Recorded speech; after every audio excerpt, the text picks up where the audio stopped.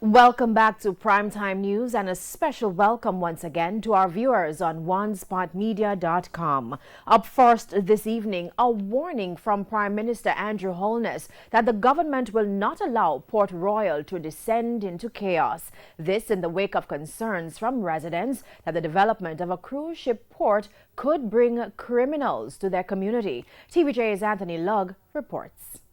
Port Royal, Kingston, home to over 3,000 residents. It's deemed one of, if not the most peaceful area in the country.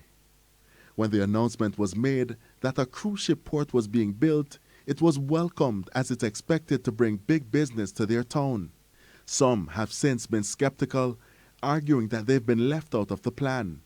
At a meeting recently, Prime Minister Andrew Holness made this announcement. What we will be creating is an orderly zone.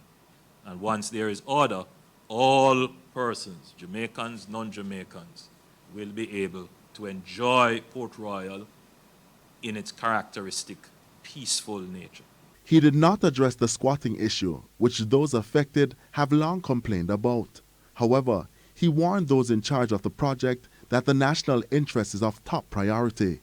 This includes ensuring the social and economic value of Port Royal is protected throughout the development.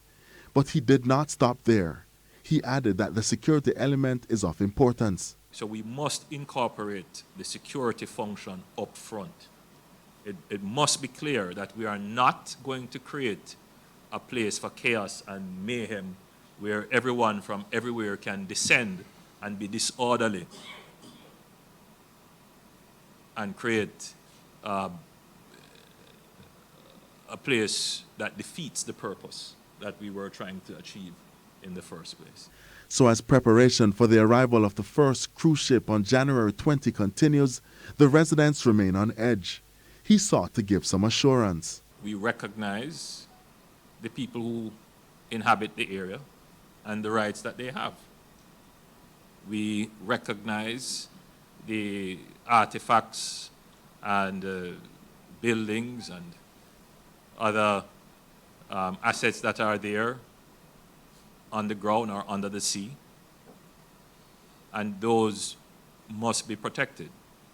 We recognize the wetlands around it and the sea around it, and those must be protected. Anthony Lugg, TVJ News.